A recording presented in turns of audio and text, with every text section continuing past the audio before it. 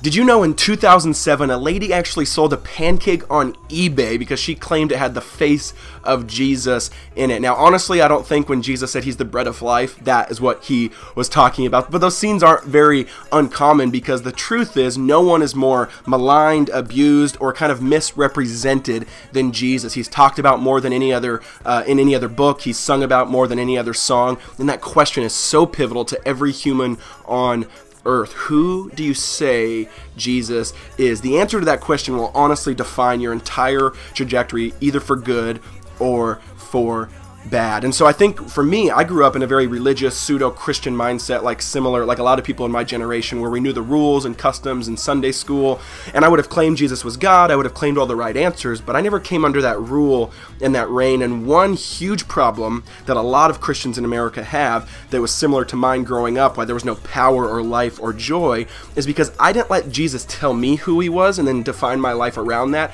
I kind of told him who he had to be, right? So you can have the right ideas and answers about Jesus, and then you can take the words of him and kind of shove them into this filter and say, you're going to be like this, almost like Jesus is our pet, right?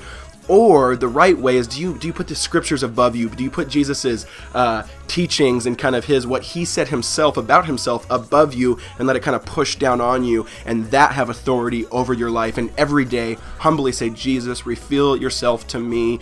I want more of you. That is the difference. And so who do you say that he is? One last thing that I thought was interesting is this question actually happens in a dialogue in the Gospels of Matthew. So Jesus goes to his disciples and says this: who do you say that the Son of Man is? Which is kind of his coded way of saying, who do you say that I am, or that the Messiah is? And they say, some say John the Baptist, some say Elijah, some say Jeremiah, or one of the prophets. So a lot of society is saying, hey, he's a good guy, he's a moral teacher, he has some power, but he's not God, he's not the Messiah, he's not the one that rescues us from our sin and brings restoration to the whole creation. And so then he says to his followers, okay, but who do you guys say that I am? And Peter, of course, responds and says, you are the Christ, the Son of the living God. And Jesus answered him, blessed are you, Simon Bar-Jonah, for flesh and blood has not revealed this to you, but our Father in heaven. And then he goes on to praise him and give him a mission and give him a thing. Now, what's really interesting about that is the question, yes, society can say a bunch of different things, but who do you say that Jesus is? But notice, Peter actually wasn't Peter's name.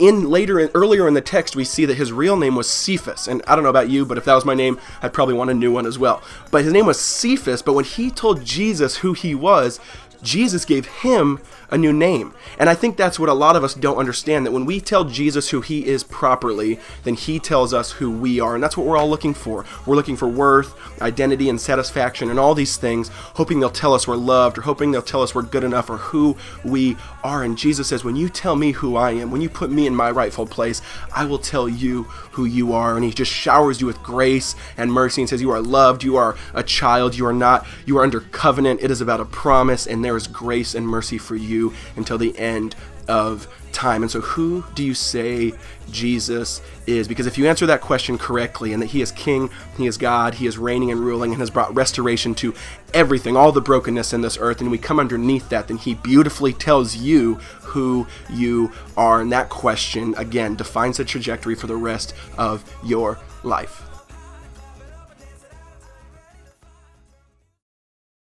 Hey guys, I hope you enjoyed that first video of what's hopefully going to be a 10-part video series, kind of tracing each chapter in my book, Jesus is Greater Than Religion. If you don't have the book, you can check it out here. I know there's already groups and Bible studies and people individually or corporately that are going to go through these videos together. So if you want to get you want to buy them in bulk, get a group together, you want to buy it individually and kind of follow along as I post these videos weekly all the way through about Christmas time, that would be great. So I love you guys. I hope you guys enjoy the book, and I hope this video spurs you on to deeper thinking. Talk to you later.